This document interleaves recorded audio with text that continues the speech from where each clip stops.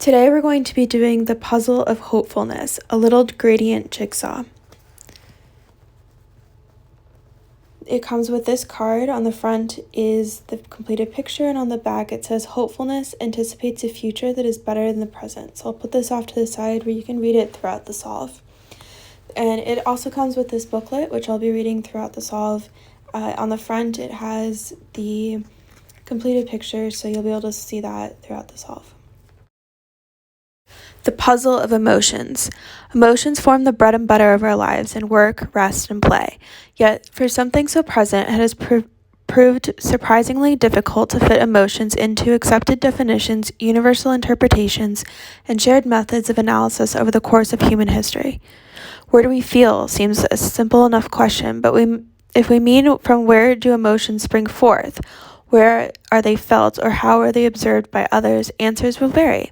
It is in the body, the mind, the heart, on our hands and faces, or in the tears of our eyes. Are they even within our bodies, or are they generated between individuals? Depending on which emotion comes to mind, very different responses will result. If asking a question such as, where do we feel, is in fact not so simple, then how much more complicated is the question, what do we feel? The questions we ask about emotions also tell us much about ourselves.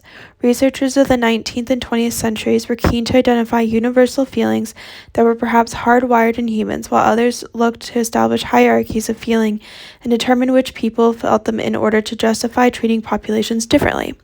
More recently, scholars from a range of fields have highlighted the importance of culture in shaping emotional expression, from what might spark a particular response, how it can be expressed or by whom, to how people describe and understand a feeling, and how we structure social relationships, interactions, and hierarchies in societies.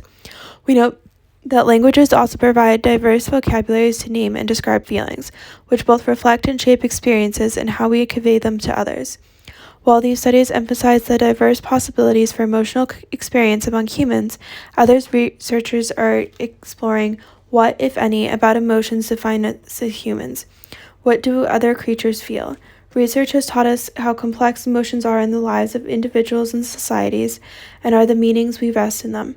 Emotions are far from simple, but paying attention to them shows us the richness of connections between us and the world we live in. The puzzle of hopefulness. In the early 1860s, Carl Ludwig von Littrow, the director of the Vienna Observatory, was asked to name a newly discovered asteroid. Littrow suggested Elpis, the personification of hope in the ancient Greek tradition. Elpis famously was all that remained in Pandora's jar. Littrou's choice of name which linked the culture of ancient Greece to modern astronomy, perhaps also reflected his hopefulness for peace following the revolutionary wave that passed through Europe in 1848, and for the progress and possibilities of scientific discovery.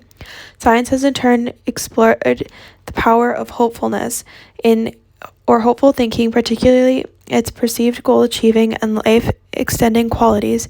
Here, hope and emotion is distinguished from hopefulness or optimism as a cognitive state. Hope is ambiguous, sustaining, but also potentially beguiling, dangerous, and false. In the writings attributed to the 6th century BCE philosopher Laozi, hope is seen to distract from acceptance of the world as it is. Yet modern research shows that future-focused, positive thinkers may be better able to regulate negative emotions, develop strategies to challenges in their plans, and make healthier food choices, among other things.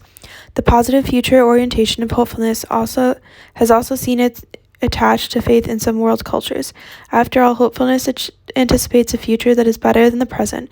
Christian medieval theologians numbered its opposite despair among the 7 deadly sins.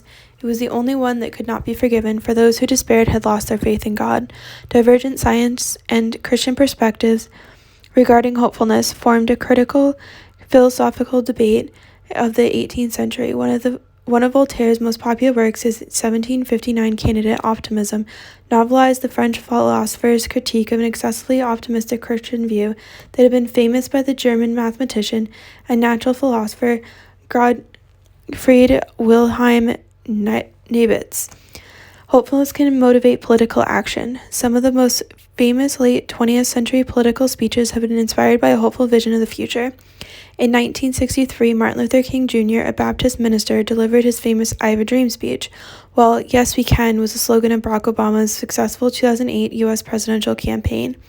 In the 1980s film of the 1977 Broadway hit musical Annie famously depicts U.S. President Franklin D. Roosevelt considering his New Deal program, inspired to sing along that the sun will come out tomorrow. Hopefulness is also often connected to the sun, which many cultures have worshipped, associating the sun with hopefulness, the possibility of renewal and warmth to the end to the winter cold. In the bitter winter of 1969, George Harrison looked forward to more straightforward pleasures when he wrote the song Here Comes the Sun. It remains one of the Beatles' most popular hits. Popular children's fiction appears filled with optimistic orphans.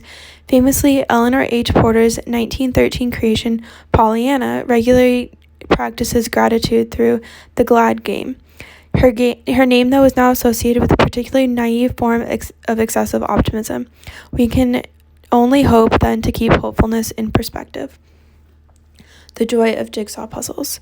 The origins of jigsaws lie in creating perspective in positive emotions and were first produced in the 18th century to provide entertaining ways to educate children of the elite about geography. Commercialized as dissected maps, jigsaws soon expanded to feature pleasant scenes and humorous images designed to stimulate positive feelings in those who enjoyed them. Such was the delight in these games that the upper classes commissioned beautifully crafted puzzle tables to display and house their jigsaws. Some still remain in European gallery collections, including the puzzle cabinet made for Lady Charlotte Finch, governess to George III's children, now held in the V&A Museum in London, which still contains some of its dissected map puzzles.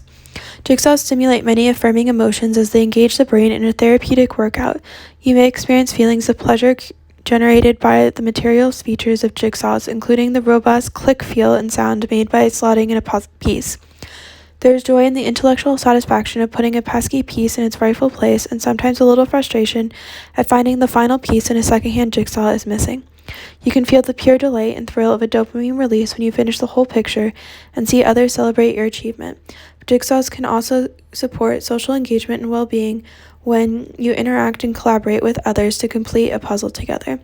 The pleasures of jigsaws can be enjoyed whether you're indulging in conversation or the calm of your own world of silence, in spare moments or over a lazy afternoon.